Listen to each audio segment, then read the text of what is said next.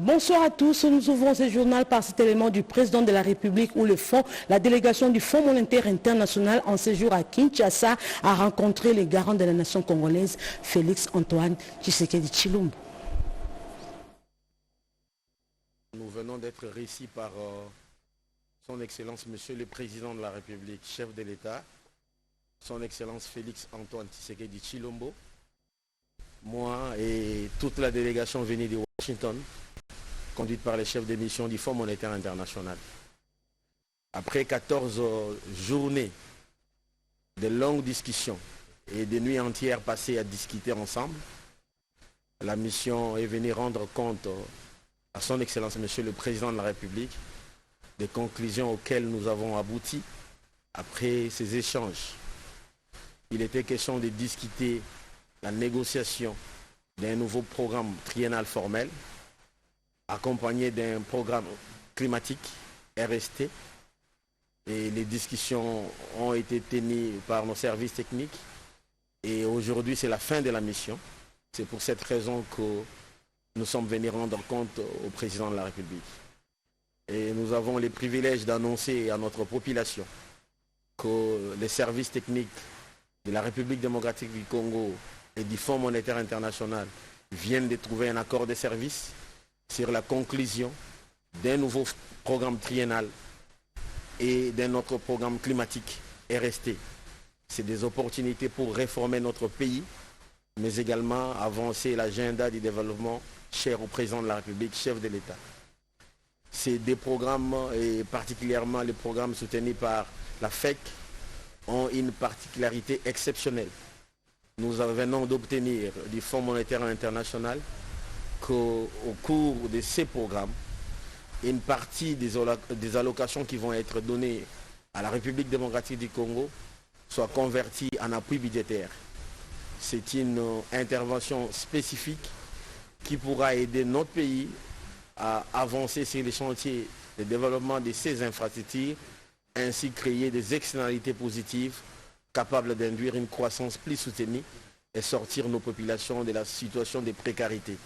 En ce qui concerne le programme FEC, il s'appuie sur les priorités du gouvernement et le président a réitéré ces priorités que vous connaissez bien, de s'assurer qu'il y a la sécurité, de s'assurer qu'il y a les investissements qui sont faits pour diversifier l'économie. Il veut aussi la création d'emplois et soutenir les dépenses sociales. En tout cas, il a tout un agenda qui est important pour lui, pour s'assurer que le programme prenne en compte ses engagements.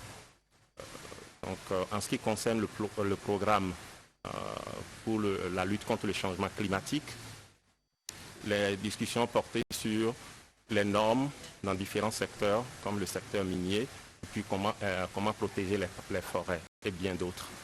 Donc sur cette base, le programme FEC apportera un peu plus de 1,7 milliard sur 3 ans et le programme de soutien RST pour la lutte contre le changement climatique aussi apportera un peu plus d'1 milliard de dollars sur 3 ans. À l'occasion de la tenue du forum économique Makuntano, le vice-président Afrique de la Société financière de développement, Sergio Pimenta, a été reçu par le président de la République, Félix Antoine Tshisekedi Tshilombo. J'ai eu l'honneur d'être reçu en audience par son Excellence, Monsieur le Président de la République, et nous avons pu parler à la fois de cet événement très intéressant du forum de Makuntano qui a lieu aujourd'hui ici à Kinshasa, mais également de nos opérations ici. Nous avons fortement étoffé au cours des 3 dernières années et ce bureau nous a permis de déployer plus d'1 demi-milliard de dollars d'investissement et de financement ici au Congo. Donc nous sommes vraiment très, très heureux d'avoir pu contribuer au développement du secteur privé, mais nous voulons en faire beaucoup plus et c'est bien de cela que nous avons parlé avec Monsieur le Président, des différents secteurs sur lesquels nous voulons faire plus. Nous sommes déjà actifs dans le secteur de l'énergie, dans le secteur de l'inclusion financière, mais dans le secteur de l'économie numérique, mais nous voulons en faire plus sur les questions de soutien aux petites et moyennes entreprises. C'est une demande explicite du Président. Nous voulons également en faire plus dans le secteur agricole et nous avons parlé de ce genre d'intervention que nous pouvons et nous allons déployer ici en RDC. L'ambition de notre équipe ici à Kinshasa est celle-là. Nous travaillons également avec la Banque mondiale pour des projets de partenariat public-privé. Nous apportons les différents outils du groupe, justement, pour pouvoir faire plus. Je vois ces interventions, je dimensionnais, le secteur de l'énergie, nous allons agrandir ce que nous avons déjà fait, mais également, nous voulons vraiment lancer un effort tout particulier pour le soutien au monde agricole, donc tout ce qui est agro-industrie. Nous regardons également le potentiel minier du pays et de voir comment nous pouvons aider à ajouter de la valeur à ce secteur avec la transformation de produits des minerais ici dans le pays. Nous avons regardé évidemment les questions de transport, que ce soit les transports routiers ou ferroviaires ou fluviales, mais également les questions de transport urbain. C'est un sujet dont on parlait avec M. le Président. Et nous voyons évidemment un rôle important que la SFI peut jouer dans le cadre des interventions du groupe de la Banque mondiale sur le développement de l'initiative Le Grand Projet de Grand Inga, qui a un potentiel considérable, sur lequel nous avons commencé à travailler avec des partenaires justement pour pouvoir ce projet se réaliser. Quittons Kinshasa pour la province du Nord Kivu. Le gouverneur vient de lancer les travaux de réhabilitation de la voirie de Goma. Dans le cadre de faire le suivi des activités du programme de désarmement, démobilisation, relèvement communautaire et stabilisation, une forte délégation composée des membres de la coordination nationale et provinciale a effectué vendredi 8 novembre 2024 à Goma une tournée d'évaluation. Le coordonnateur provincial adjoint du PDDRCS revient sur l'objectif de cette mission. L'objectif est de sensibiliser nos ex-combattants, d'être unis et d'attendre les projets qui seront mis en application d'ici là. Nous avons quelques projets de réinsertion, et ce n'est pas tellement suffisant parce qu'on avait 1800 et quelques rendus à Mugambiro, on a eu à parpiller ici dans les camps de déplacés. Et voilà qu'avec les STARES, qui nous a appuyé sur la sensibilisation. Médard Kalenda, chargé de la justice transitionnelle au sein du PDDRCS, a à son tour félicité le travail abattu par la coordination provinciale dans la mise en œuvre de ce programme. Nous sommes venus pour les activités mises en œuvre et des activités qui sont en cours avec le partenariat des STARES et de la Banque. À noter que le programme de désarmement, démobilisation, relèvement communautaire et stabilisation est mis en œuvre sous le partenariat du PNID visant à traiter les facteurs de base de la violence, mais également soutenir l'État dans la réintégration des ex-combattants. Les leaders religieux et les chefs traditionnels ont eu une séance de travail pour comprendre l'importance de la résolution 2250 sur la jeunesse, la paix, la sécurité et la lutte contre les violences sexuelles, nous dit Christine Lenzo. Les résolutions 2250 et 2419 du Conseil de sécurité des Nations Unies visent les jeunes, la paix, la sécurité, la lutte contre les violences sexuelles liées aux conflits armés et la traite des personnes. Cette résolution adoptée par les États du monde, dont la RDC, reste encore méconnue chez nous par les hommes en uniforme, les leaders religieux, les autorités traditionnelles et autres. C'est dans ce cadre que le panel d'experts de la résolution 2250 que coordonne Eddie Yav organise cette série d'ateliers à leur intention pour les impliquer et leur permettre une appropriation collective afin qu'ils deviennent des alliés sûrs. Il est important ce jour que les leaders traditionnels et les leaders religieux connaissent les rôles qu'ils ont à jouer dans la mise en œuvre de cet aspect des Nations Unies pour les jeunes, la paix et la sécurité. On a besoin de la paix et cette paix doit être construite avec tous les acteurs. Les leaders communautaires, les leaders et traditionnels, ce sont des grands acteurs de la paix. Il est à noter que cette première journée concernait les autorités traditionnelles et leaders religieux avec qui ils ont échangé les informations avec l'aide de la MONUSCO et du Conseil national de la jeunesse. La prochaine étape concernera les officiers supérieurs de FARDC et ceux de la police, suivis des hommes et femmes des médias pour une appropriation de cette résolution 2250, chacun dans son secteur bien défini, une façon de renforcer leurs capacités en matière de l'agenda jeunesse, paix et sécurité et de ses résolutions connexes. Le chef de l'État est attendu à Isiro dans le Haut-Ouélé en prévision de la célébration du 60e anniversaire de la bienheureuse annuarité. L'annonce a été faite hier à la population par le gouverneur Jean Bakomito. Le tout dans ses condensés signés Damas et Solé.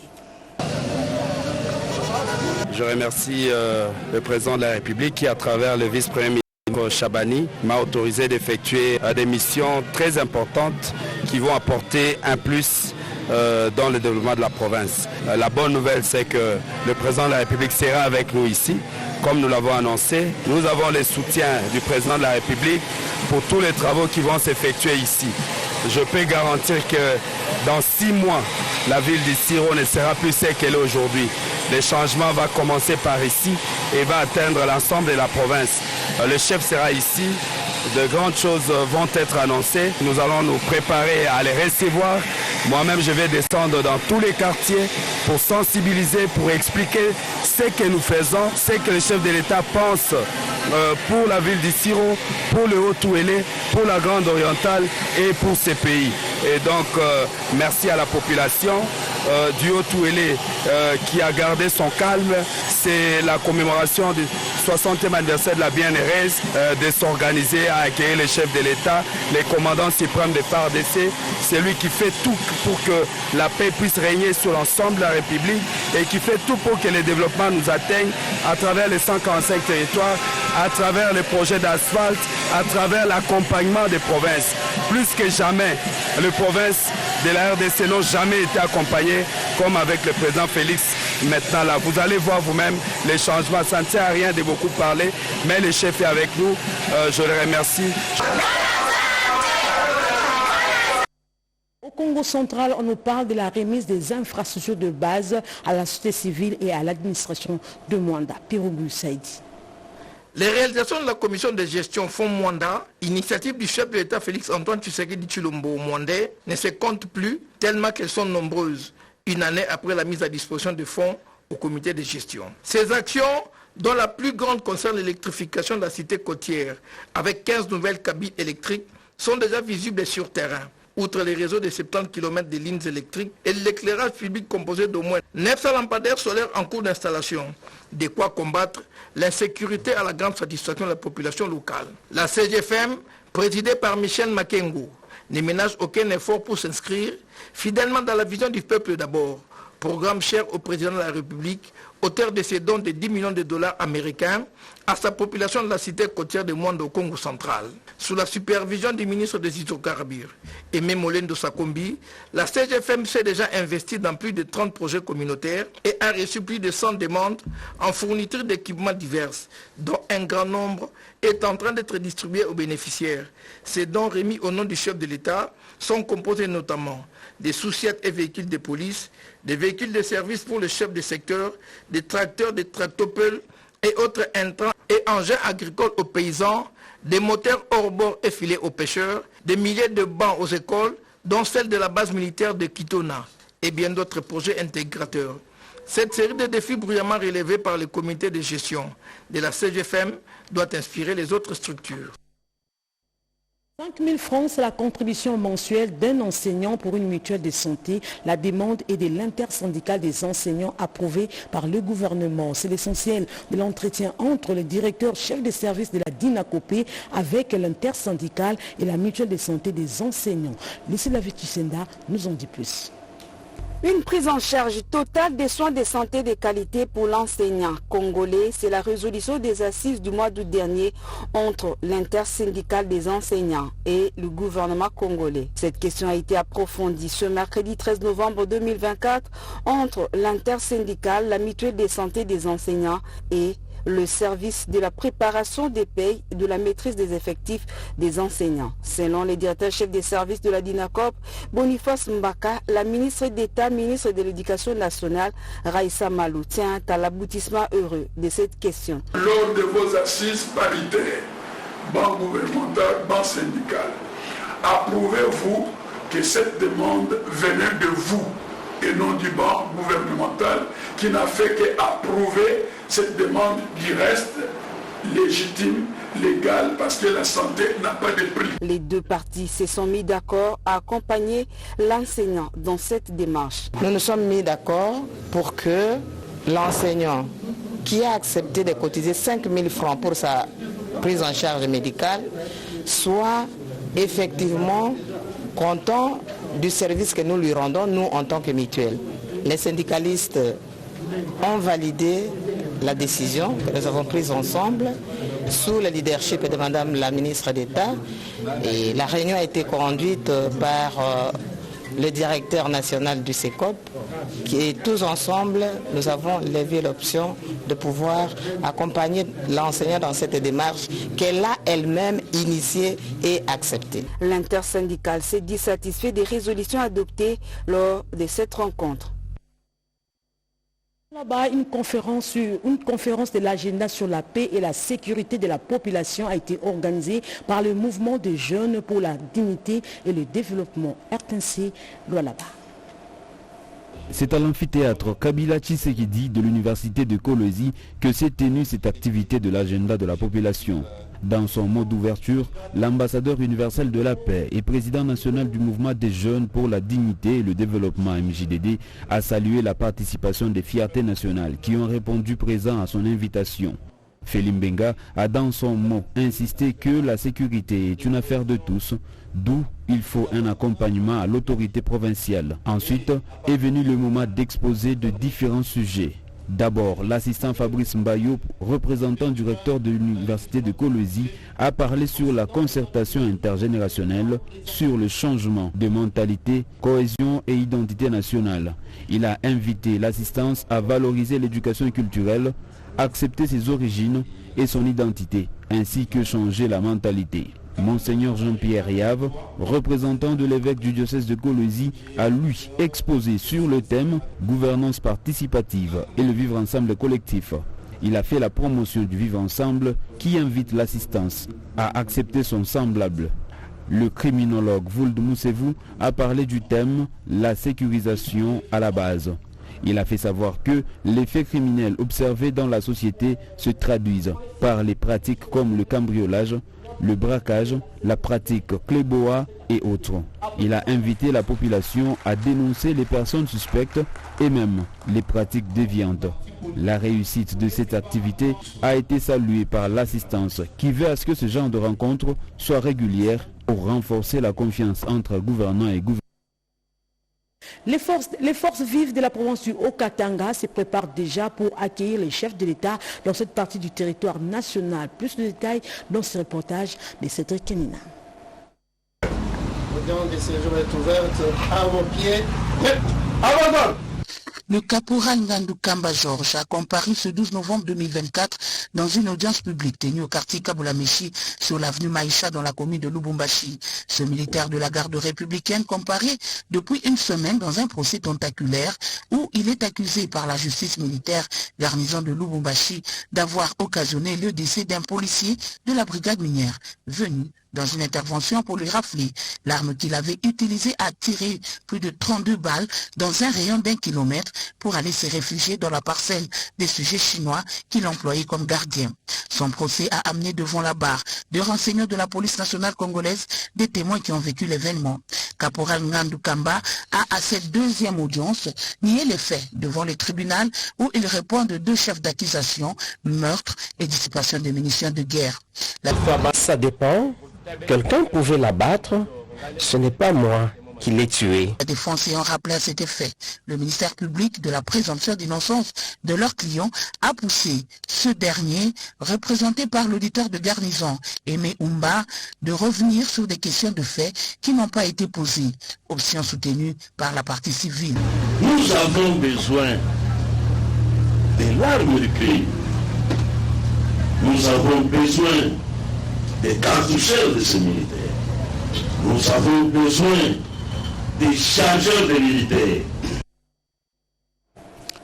Plus de 700 cas de Mpox et 300 décès, c'est le bilan de la maladie de Mpox dans la province de l'Équateur. Le ministre provincial de la Santé a plaidé pour la vaccination de la population dans 18 zones de santé. Eugénie Dada Chabani nous en dit plus. La province de l'Équateur est actuellement l'épicentre de la variole des singes dit Mpox. Les cas de personnes contaminées dépassent ceux de toutes les provinces du pays. Là, nous sommes maintenant là à 7006 cas, avec un total de décès de 370. Cette situation est occasionnée par la situation géographique de cette province couverte par la forêt équatoriale. La population de cette province et surtout les peuples autochtones vivent de la forêt. Il y a la situation de la population. On part de la forêt, on consomme le gibier à tout moment. Non seulement ça, il faut comprendre également que c'est devenu une maladie sexuellement transmissible. Pour barrer la route à cette épidémie très contagieuse, la seule arme efficace demeure la vaccination. On appelle le gouvernement national, également les partenaires, qu'on puisse mettre des moyens ensemble pour qu'on essaie de lutter contre cette maladie. Actuellement, il n'y a que 2 localités qui sont éligibles à la vaccination. Nous avons des zones de santé qui sont concernées, mais on vaccine seulement des zones de santé, du Koro et de l'Otumbe. Quand nous allons revenir, puisque c'est 2 phases, et après 4 semaines, on revient pour la deuxième phase. Les malades sont soignés au centre de traitement du virus Ebola, un centre d'isolement de l'hôpital général de Mbandaka. La bonne prise en charge des malades et le strict respect des mesures barrières constituent les moyens efficaces pour combattre cette épidémie. À Kinshasa, les journées portes ouvertes organisées par la structure sanitaire Keri Assistance. Les précisions dans ces reportages.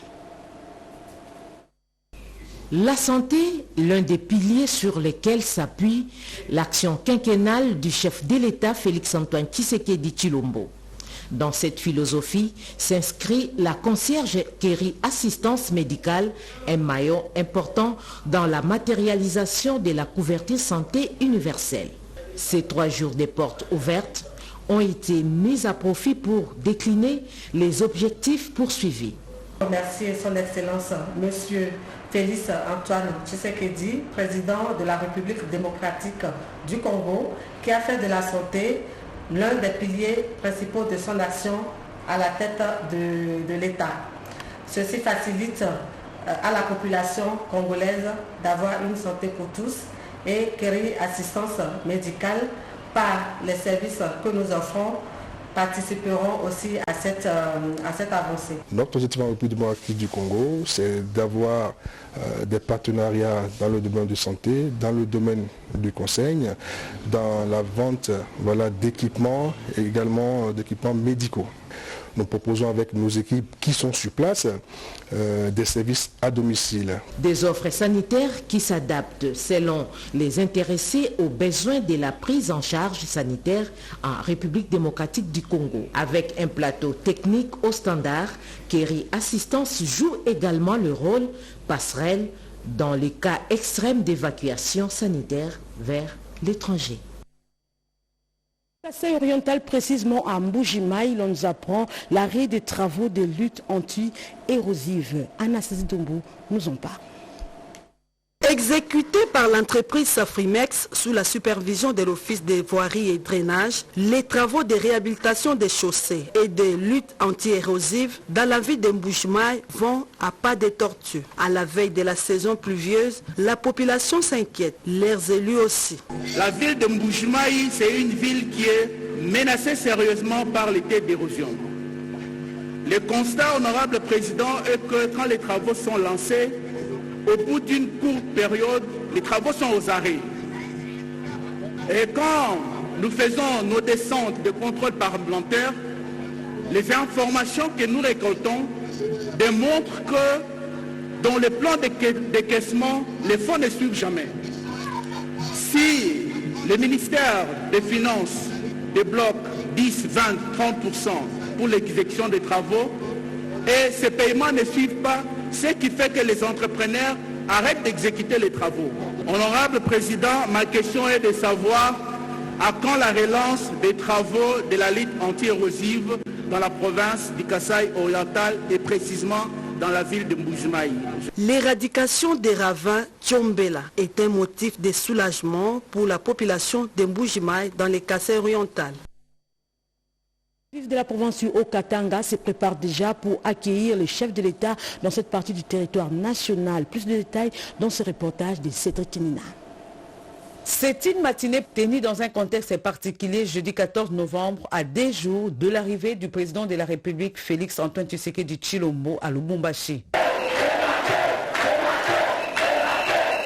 Kalim Bouyi, président national de la Vision Fachi Rénovée, sensibilise le membre à réserver un accueil chaleureux au chef de l'État, celui qu'on appelle affectueusement Fachi Béton, et de les soutenir dans sa démarche qui consiste à réviser la Constitution de la République. En effet, Kalim Bouyi fait de la ville de Lubumbashi, notamment le Haut-Katanga, son point de départ pour atteindre cette sensibilisation aux autres provinces où sont implantées les différentes antennes de cette structure qu'on appelle Vision Fachi Rénovée. Kalim Bouyi, président national de la VFR, qui réussit toujours à faire attendre sa voix, l'a fait devant cette foule, en mettant en exergue la bonne gestion du gouverneur de la province du Haut-Katanga, Jacques Yaboula Katoué, ainsi que du président de l'Assemblée provinciale, Michel Kaboué, qui travaille pour le développement de leur province. Il s'est de rappeler que Kalim Bouyi et Vision Fachi Rénovée, qui attendent de pied ferme l'arrivée du chef de l'État, gardent toujours la flamme allumée en organisant chaque fois des activités fédératrices qui soutiennent les actions du chef de l'État. Une scientifique sur l'entrepreneuriat des agents des carrières des services publics a été organisée aujourd'hui au Centre culturel Boboto par la cellule genre du secrétariat général de droits humains. Grâce Maosso pour le commentaire. Au cours de cette matinée, le représentant du secrétaire général aux droits humains a fait savoir que la République démocratique du Congo, étant membre de l'OADA, ses fonctionnaires ont le plein droit d'entreprendre dans tous les secteurs de la vie nationale. Pour ce faire, le gouvernement a pris l'heureuse initiative de mettre en place 2 structures revêtues de la vocation d'aider ces agents de l'État de s'engager dans cette voie. Nous nous sommes donné ce devoir-là de pouvoir sensibiliser les agents de carrière de service public de l'État sur l'entrepreneuriat, qui est d'ailleurs un moyen très important pour aider les fonctionnaires à ne pas se focaliser seulement sur leur salaire, mais à pouvoir diversifier leurs sources de revenus. Madame le directeur général adjoint des FOGEC appelle de tous ses voeux et encourage les femmes et les jeunes à entreprendre. Nous sommes venus les sensibiliser et leur dire qu'au niveau du FOGEC, s'ils ont besoin de financement, et étant donné qu'ils savent faire des activités entrepreneuriales, ils peuvent frapper la porte au niveau du FOGEC pour obtenir un accompagnement financier au niveau des banques par des prêts. Madame le directeur des informations de l'ANADEC est revenue sur le principe cardinal qui exige qu'avant de démarrer une entreprise, il faut s'assurer des faiblesses et des qualités, aussi avoir des idées innovantes. Dans le Haut-Ouélé, précisément à Bunia, des entrepreneurs de la sous-traitance minière de Durba ont été sensibilisés hier sur la culture de la paix par l'opérateur économique James Odukenda. Les détails avec Junior Senemani. 2 messages d'encouragement et de soutien en faveur de James Odukenda, opérateur économique de renommée de la Grande Orientale après sa libération, se multiplient. Dernier message en date est la visite d'une délégation des entrepreneurs de la sous-traitance de la région minière de Durba, en territoire de Ouacha, dans le Haut-Ouélé. La paix et le développement étaient au centre de leur entretien ce mercredi à Ariwara, centre de négoce situé à plus de 400 km de la ville de Bunia, a dit Elvis Bassele, chef de la délégation. En tout cas, message le message qui nous a été transmis est un appel à la paix et au développement pour la Grande Orientale. C'est la demande que nous soyons unis pour ce développement. James Odukenda salue à sa juste valeur cette visite surprise qui témoigne d'un sens élevé de solidarité et d'amour.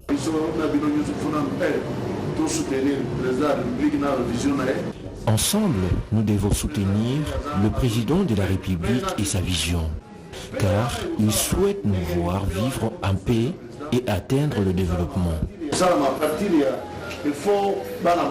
Cela sera possible grâce aux efforts de la population. Il souhaite également soutenir les jeunes dans l'entrepreneuriat. Notons que l'autorité morale du parti politique Convention fédérale du Congo séjourne encore en Ituri dans le cadre de sa campagne de sensibilisation à la culture de la paix. Ainsi prend fin ce journal de 19h. Merci de l'attention accordée. L'actualité continue sur la RTNC, votre chaîne nationale. 20h à la présentation. Gaëtan Magalano. Au revoir et à la prochaine.